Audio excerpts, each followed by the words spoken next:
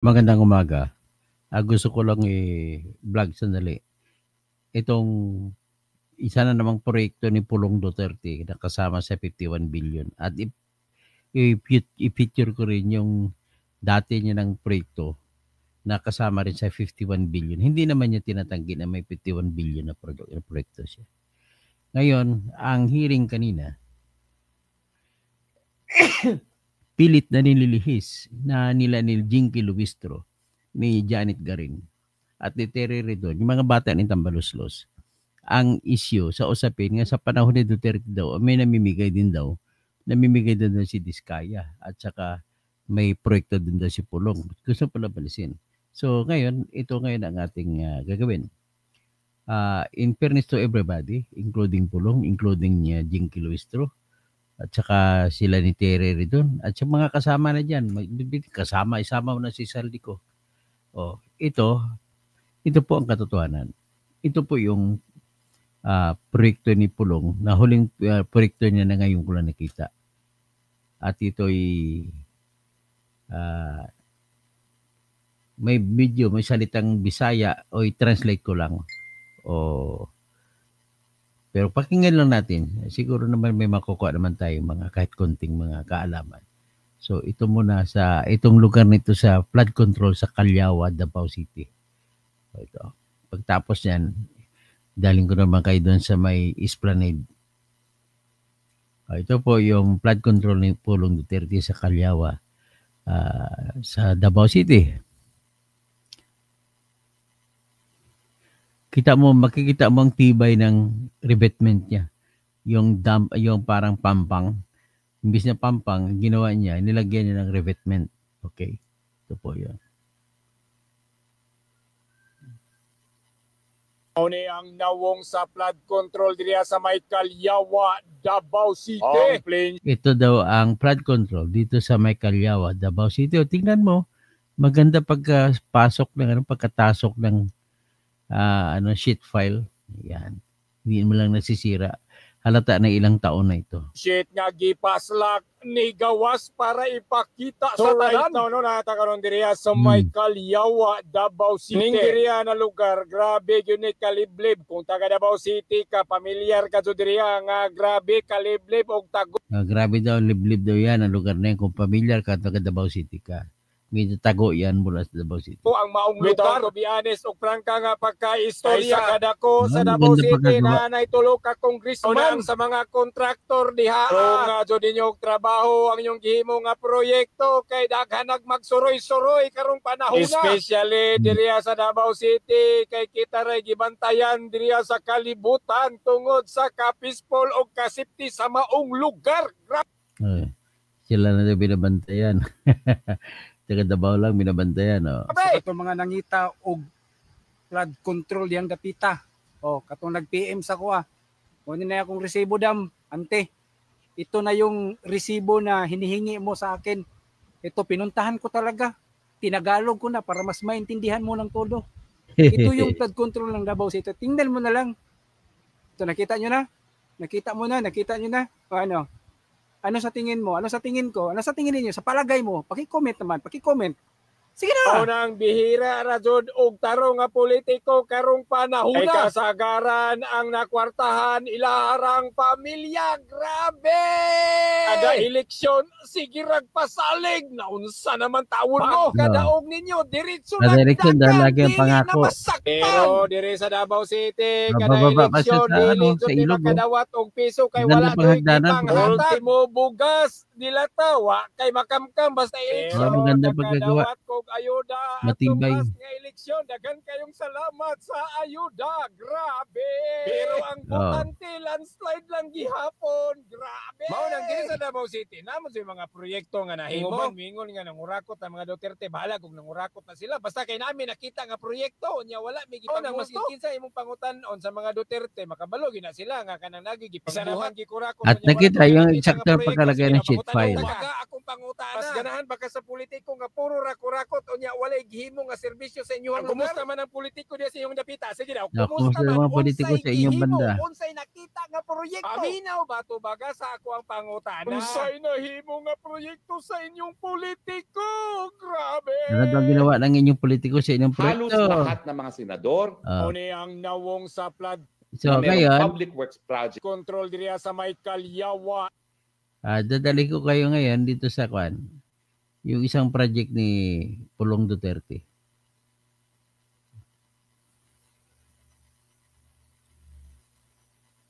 So, kayo na magsabi kung maayos bang project 51 billion. Dito tayo. Yung vlog ko na ito, iba-vlog ko lang ulit. OpenSea. So that's OpenSea right there. So mula dyan hanggang dito, estimated ko lang ha, hanggang sa, ang napuntahan ko kasi na Davao River hanggang sa may Mandog. Oo, hindi ako sigurado kung ilang kilometro hanggang ang aabutin mula rito hanggang sa Mandog. Pero syempre, mayroon naman tayong internet ngayon dito. Tingnan natin sa Wikipedia, tingnan natin sa internet, no, kung ilang kilometro ang distance. Pero syempre, yung street. So from Bocana, so ito daan syempre sa kalsada to, highway. O kasi Google Map. Tinanggal natin. So although ang Mandog is hindi na siya kasama sa August 30. Mga daan, kalsada, road, farm, takot, no? Kayo, makinig kayo ha. Ang utang ni Tatay Digong sa loob ng 6 na taon ay nasa 6 trillion. Anong meron sa 6 trillion na yon? Yan, napahagad ng proyekto. Mga airport saan? Jensan. Lagindingan. Saan pa? Pagadian. Marami mga airport, no? Sa yung Clark pa lang, napakaganda ng Clark Airport sa totoo lang, no? So thanks to Tatay Digong, grabe, tabi si Duterte talaga, walang makahig. For your information, ito ay floodway. Ito ay daanan talaga to ng rumaragasang tubig, baha galing sa kabundukan ng Davao. Ng mga farm troll farm, mga pasahod. Ni Tambaloslos, nila Saldico, nila Bib, yung land, yung altitude, ng kalupa. At magtrabaho kayo ng marangal sana mga gago. Anyway, so ito na. Bigay ng bilyon-bilyong pera during election term. May ilaw pa siguro. Panginoong Diyos natin, bakit mayang konti? Hupa na. May mga ilaw pa pala ito sa gilid. Basura. Bilyon kasi. Walang nagkakalipto. Ilan na magaling, mga honest to God this, pero wala . Okay. Akala ko, sumagot sa akin si Siri. Civil nga. Tapos napakalakas ng ulan. May ilaw. Tingnan nyo. Mabobo kayo. Yeah. Parang diki. Tapos ito, mayroon pang flood control project na power. Kaya mamamayang Pilipino, no? Doon tayo sa talagang... Ayan Esplanade sa gilid. Hindi dadami yung natin OFW. Oo. Maraming mananatili sa bayan at dito hirap habulin sa sahod lang na napakaliit lang. Malit na ito na porsyon. Ito maganda to dito ha. Para siyang park na din. Pwede tambayan, pwede mag-jogging. Doon sa kabila, ganun din. Esplanade pa. Esplanade. Meron kang Esplanade. Ganda ng gatong proyekto. 51 billion, aba. Control project ninyo? Ha? Ganito ba kaastig?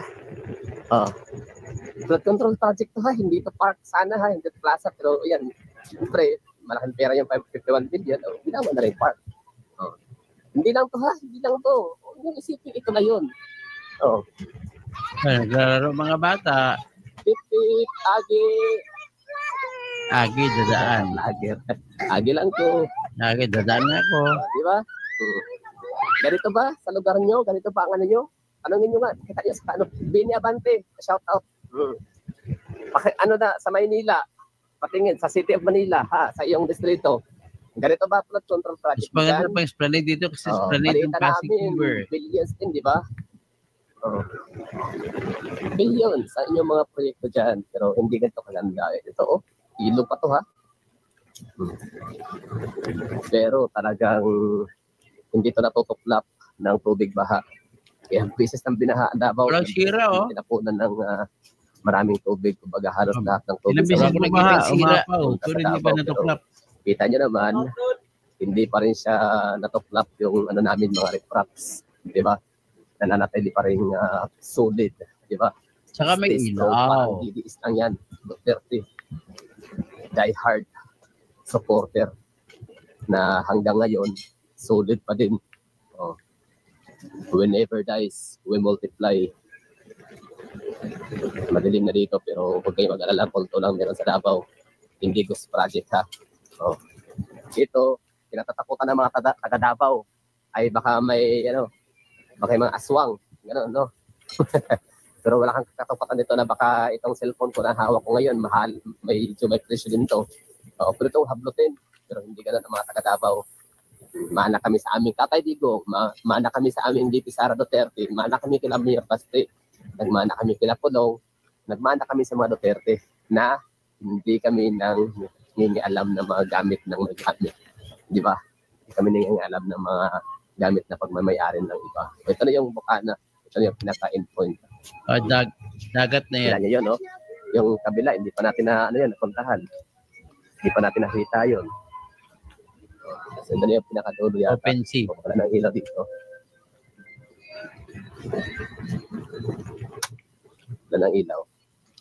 So, madilim na.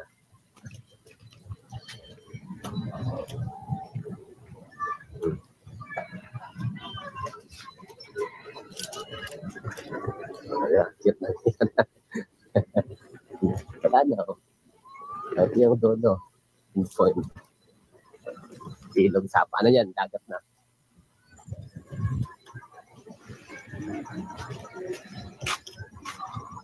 Dagat na yan dyan. Dagat na. Di ba? May tulay pa pala sa dulo ng tuwan. Bini Abante, ano masasabi mo dito? Ha? Hindi lang to ha. Kabilang pa lang to, pisngi. Oo. Other side lang to ng flood control. Paano pa yung kabila? Yan ang galaw ng Duterte. So, puntahan natin ngayon. Sige ba, no? Ito mo yung flood control anong part na ba New to? York? Part 4. Parang part 3 yata. So, yun na. Natoklap yung sa OFW. Yung nga lang nasa Pampanga. Nagsisinghot. Si Tatay Digong, game na game. Hirap sakripisyo para sa pamilya. Tapos kahit anong sakripisyo, hirap, pakapagod. Wala rin. So, ladies and gentlemen, yan po yung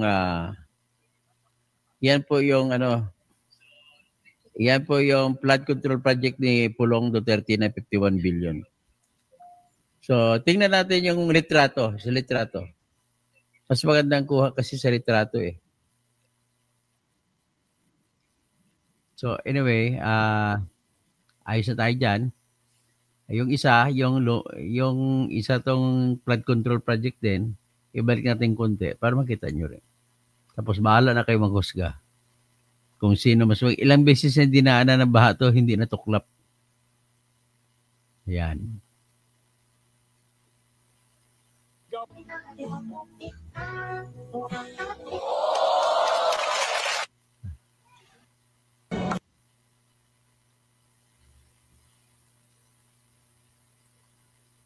Ito.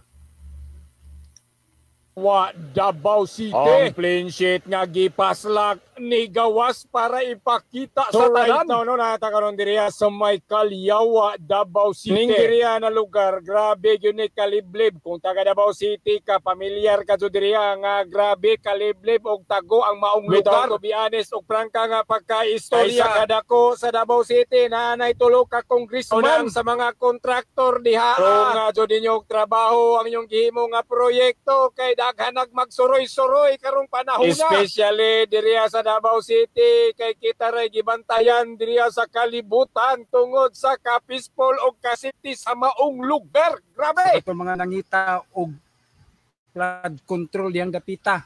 Katong nag-PM sa kuha. Kunin na akong resibo dam, ante. Ito na yung resibo na hinihingi mo sa akin. Ito pinuntahan ko talaga. Tinagalog ko na para mas maintindihan mo ng todo. Ito yung flood control ng Davao City. Tingnan mo na lang. Ito, nakita nyo na? Nakita mo Isa na? Lang yung flood control ng Davao. Ano sa tingin mo? Ano sa tingin ko? Ano sa tingin niyo? Sa palagay mo? Paki-comment naman. Paki-comment. Sige na. Unang bihira ra jud og tarong nga politiko karong panahon. Ay kasagaran ang nakwartahan ilaharang pamilya. Grabe! Ada eleksyon, sige ragpasalig. Naunsa naman tawon mo? Pagkadaog ninyo, diretso nagdagan, dili na masaktan. Pero diri sa Davao City, kada eleksyon, dili jud may makadawat og piso kay wala joy gipang hatag. Ultimo bugas, dilata, wa kay makamkam basta eleksyon. Pero nakadawat kog ayuda atong last nga eleksyon. Dagan kayong salamat sa ayuda. Grabe!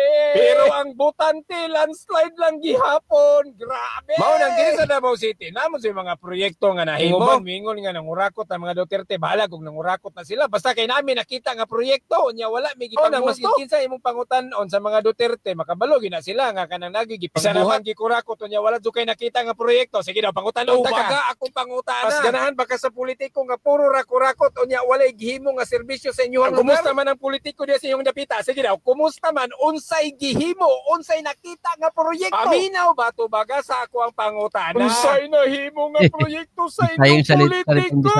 Grabe! Okay. Yan ang ano. Yan ang the Duterte legacy. Kaya ilang beses na nabahaan yan, bumaha ang Davao, nawawala ang tubig, kagad, hindi naman natuklap yung mga flood control projects. Yan lang po ang sa kanila. Magandang umaga po. Kay David Baruch, kay Josel Rox, swerte na sabi, swerte ng mga taga Davao.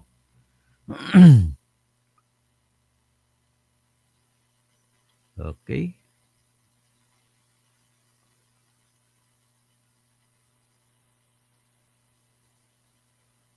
Ito yun, no? So, si Diosel Roses, ang swerte ng Davao sa mga Duterte, mahal talaga sila ng mga leader nila. Ang ganda sana Pilipinas kung walang mga kagahaman sa pera. Yun, Lovely Skyler. Magaling talaga ang mga Duterte. Kaya mahal ng mga tao. So, yan hanggang dyan sino pa? Si Lisa Tanaka. Maganda ang pamamalakad, magandang Davao, maganda ang Davao, may isip ang namamalakad, hindi man perpekto si Paradi, ang mahalaga may na at kakaunti ang kaguluhan. Okay, yan po ang sinasabi natin. Bahala na kayo dyan, matutulog na tayo siguro. Please share this. Kung hindi pa nakasubscribe, mag-subscribe at para tayo dadami.